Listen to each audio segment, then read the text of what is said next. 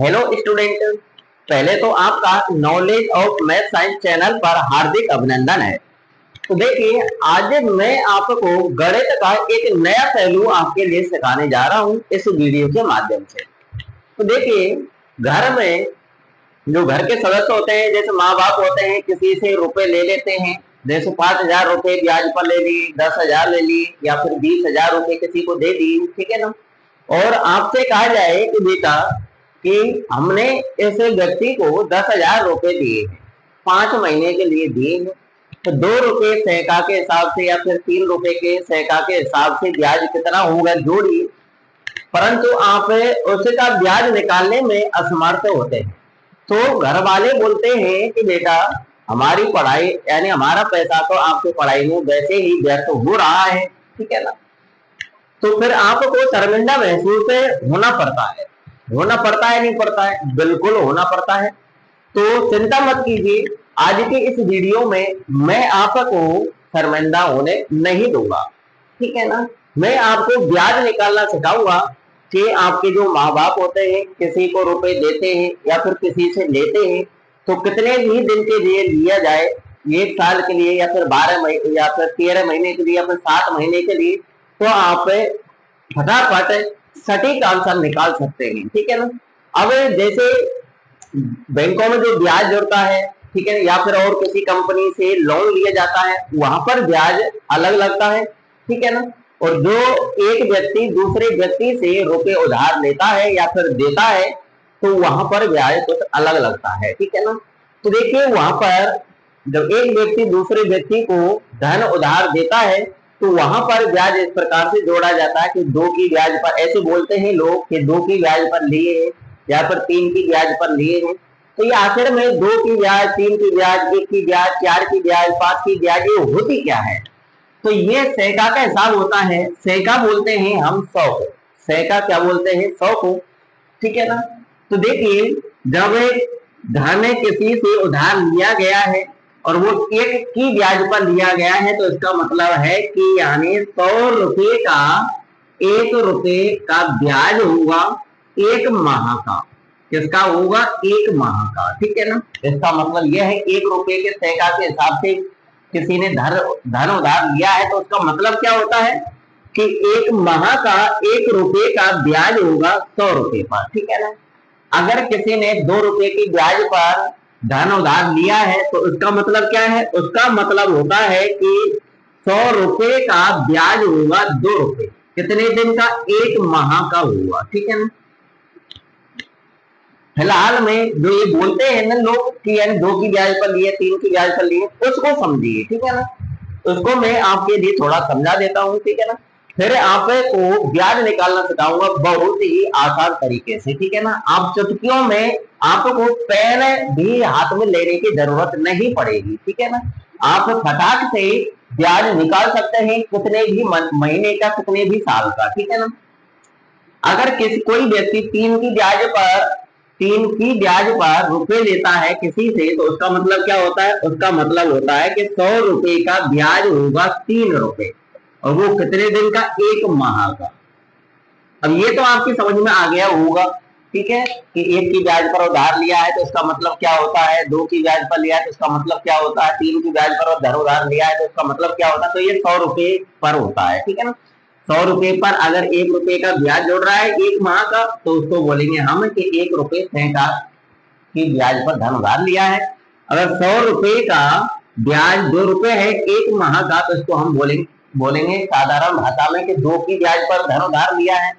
अगर 100 रुपए का ब्याज 3 रुपए है 1 माह का, तो इसको हम बोलेंगे 3 रुपए के हिसाब से 3 रुपए की ब्याज पर धन उधार दिया है। इसका मतलब 100 रुपए पर 3 रुपए का ब्याज 1 माह का, ठीक है ना। आप इस हिसाब से आप निकाल सकते हैं कि जब 100 रुपए का 1 माह का ब्याज 2 रुपए है, तो 1000 रुपए का कितना होगा? तो 100 का क्या हो गया? 1000, और 100 में किसका गुणा हुआ? 10 का गुणा हुआ, तो 2 में भी 10 का गुणा कर दो भैया। 10 का गुणा करेंगे कितना आएगा? 20 रुपए आएगा। तो 1000 रुपए का 1 माह का ब्याज कितना होगा? 20 रुपए होगा। कितना होगा? 20 रुपए, ठीक है ना। ऐसे आप कैलकुलेट कर सकते हैं, परंतु ऐसा करने में आपको समय ज्यादा लगेगा, ठीक है ना। अब मैं आपको समझाने वाला हूं कि ब्याज हम कैसे निकालेंगे। ठीक है ना, कि 5,000 रुपए किसी से उधार लिए या फिर 10,000 रुपए लिए या फिर 8,000 रुपए लिए, कितने भी रुपए आपने उधार लिए या फिर किसी व्यक्ति ने किसी अन्य व्यक्ति से उधार लिए, तो उसका ब्याज आप कैसे परिकलित कर सकते हैं चुटकियों में, वो समझिए। ठीक है ना। तो देखिए, पहला, ज्यादा लंबी वीडियो नहीं है, छोटी सी वीडियो है। इस छोटी सी वीडियो के माध्यम से आप बहुत कुछ ज्ञान अर्जित करेंगे और यह सिस्टम आपके लिए जिंदगी भर काम आएगा। कब तक काम आएगा? जिंदगी भर तक काम आएगा, क्योंकि ये लेन देन तो जिंदगी में चलता ही रहता है। ठीक है ना। अब देखिए, मान लीजिए कि किसी व्यक्ति ने 5,000 रुपए लिए। कितने रुपए लिए? 5,000 रुपए लिए और 2 रुपए की ब्याज पर लिए। ठीक है ना, 2 रुपए सैका की ब्याज पर लिए, ऐसे बोल सकते हैं, या फिर ऐसे बोलेंगे कि 2 रुपए की ब्याज पर लिए। ठीक है ना, या फिर 3 रुपए की ब्याज पर लिए, कितने भी रुपए की ब्याज पर लिए जाए। ठीक है ना। तो आप उसका ब्याज निकालेंगे कैसे? पहले आपको 1 महीने का ब्याज निकालना है। ठीक है ना।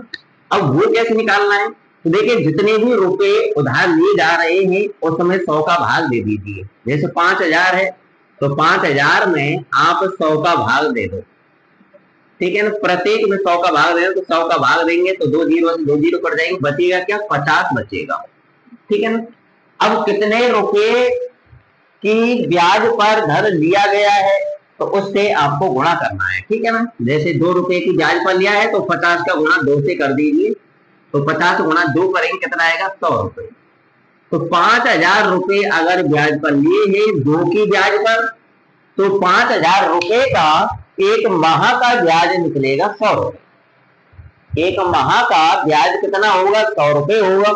अब कितने महीने के लिए हैं उस हिसाब से आप कैलकुलेट कर सकते हैं कि अगर 7 महीने के लिए हैं या फिर 10 महीने के लिए हैं या फिर 1 साल के लिए हैं, तो आप गुणा कर सकते हैं।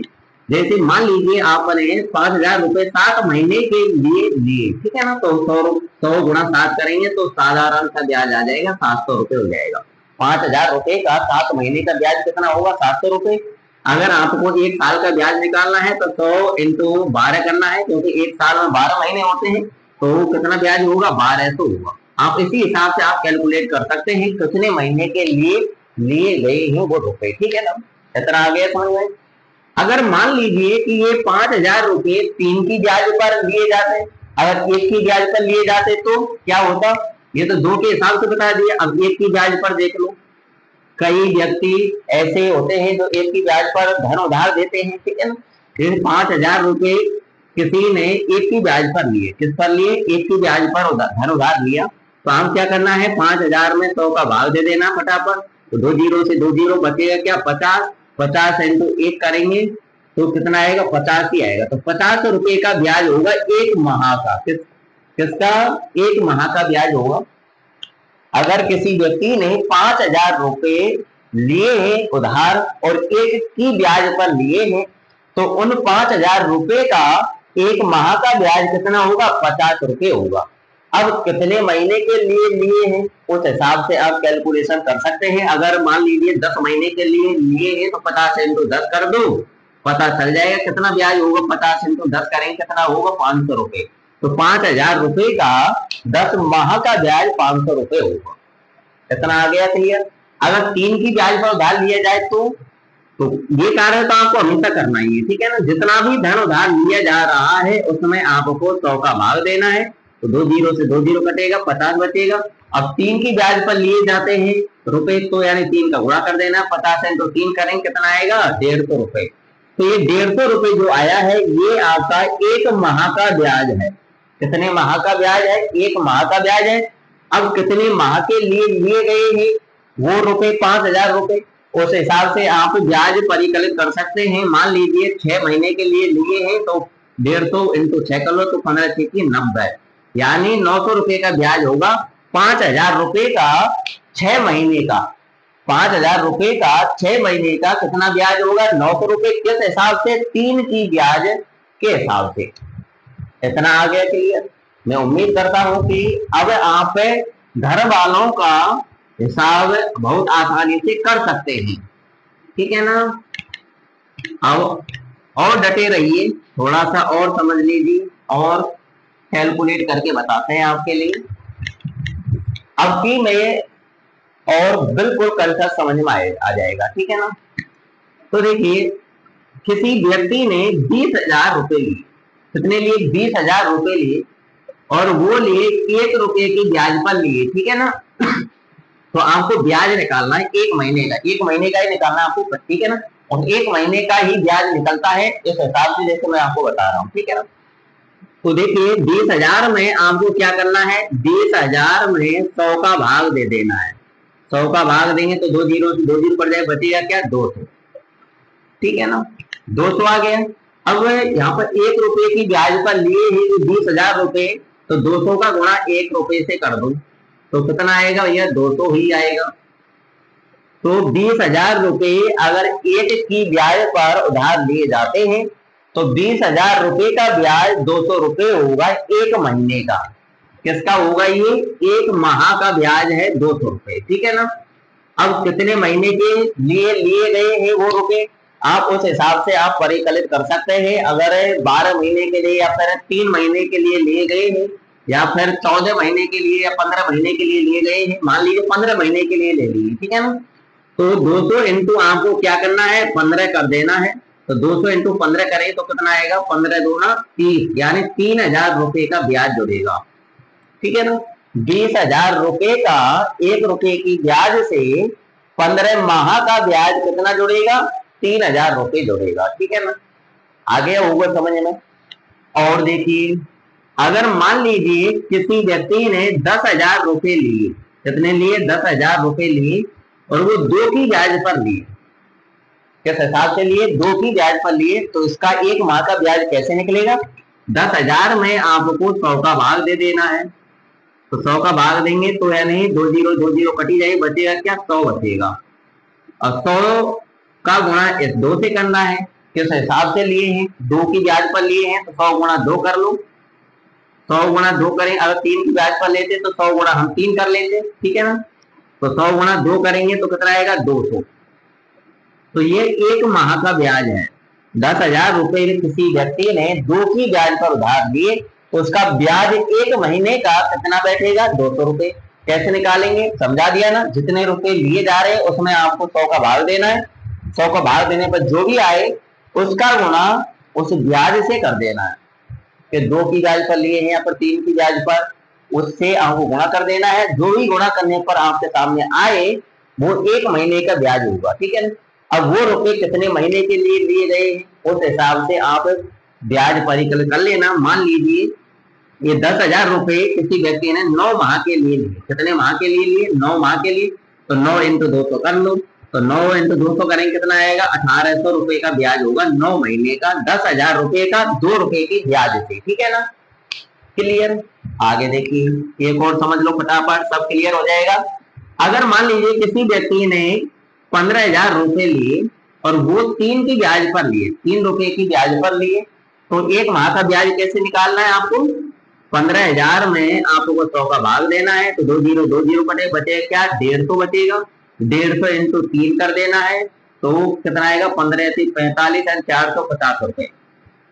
अगर कोई व्यक्ति किसी व्यक्ति से 15,000 रुपए लेता है और वो 3 की ब्याज पर लेता है, तो 15,000 रुपए का 1 महीने का ब्याज कितना होगा? 450 रुपए होगा। जब 1 महीने का ब्याज आ गया 450 रुपए, तो कितने महीने के लिए लिए? मान लीजिए उस व्यक्ति ने 1 साल के लिए लिए, यानी 12 महीने के लिए लिए, तो 450 इंटू 12 कर लो, पता चल जाए कितना ब्याज होगा।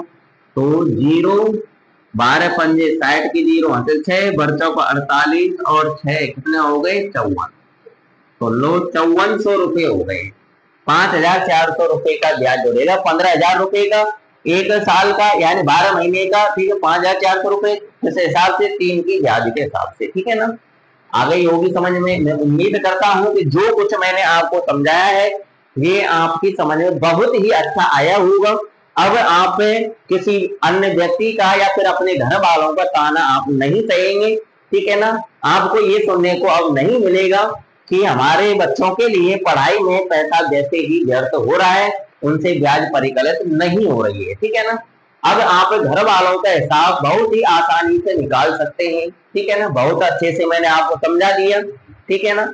चाहे वो 1 रुपए की ब्याज पर धन लिया गया हो, या फिर 2 रुपए की ब्याज पर लिया गया हो, या फिर 3 की ब्याज पर लिया गया हो, या फिर 4 की ब्याज पर लिया गया हो, ठीक है ना। तो आप घर वालों का हिसाब बहुत आसानी से कर देंगे ना। मुझे उम्मीद है कि आप 100% सही आंसर निकाल करके घर वालों को बताएंगे, ठीक है ना। ब्याज ही ब्याज है, ये तो क्या है, ये मैं जो परिकलित करना सिखाया, ये क्या सिखाया है, ब्याज। अब उस व्यक्ति को कितना धन देना है, ब्याज को उस धन में जोड़ देना, ठीक है ना। जितने रुपए उस व्यक्ति से लिए हैं, उस धन में उस ब्याज को और जोड़ देना, फिर आपको पता चल जाएगा कि उस व्यक्ति को कितना धन देना है, या फिर किसी व्यक्ति से कितना धन लेना है। आगे समझ में। तो वीडियो आपको पसंद आई हो तो वीडियो को लाइक करना, शेयर करना, ठीक है ना। अगर आप इस चैनल पर पहली बार आए हैं तो चैनल को सब्सक्राइब करना और बेल आइकन बटन प्रेस जरूर कर लेना, ताकि मेरी प्रत्येक वीडियो का नोटिफिकेशन आपके पास समय समय पर पहुंचता रहे, ठीक है ना। और आपको एक बात है याद दिला देता हूं कि आज तो 19 अप्रैल है, परंतु कल 20 अप्रैल 21 अप्रैल से कक्षा 6 से कक्षा 12 तक मैथ और साइंस का सिलेबस चालू होने जा रहा है इस चैनल पर, और वो भी फ्री में ही आपको पढ़ाया जाएगा, ठीक है ना। अगर आपका इस चैनल के प्रति सपोर्ट रहेगा तो मैं ये आपको विश्वास दिलाता हूं कि आप नेक्स्ट भविष्य में कंपटीशन की तैयारी करेंगे तो इस चैनल पर आपको कंपटीशन की तैयारी भी फ्री में ही कराई जाएगी, ठीक है ना। मैं नहीं चाहूंगा कि आप किसी अन्य कोचिंग को या फिर किसी अन्य सदस्य को रुपए दें, आप अपने घर वालों का पैसा बर्बाद करें, नहीं, ठीक है ना। आपको पैसा बर्बाद होने से मैं बचाऊंगा। आप घर बैठे ही आप बहुत अच्छी तैयारी कर सकते हैं इस चैनल के माध्यम से, ठीक है ना। तो चैनल को ज्यादा से ज्यादा सपोर्ट कीजिए, ठीक है, शेयर कीजिए और वीडियो को लाइक जरूर करना, ठीक है ना। मिलते हैं नेक्स्ट वीडियो में, जब तक के लिए जय Hind, Vande Mataram, all the best.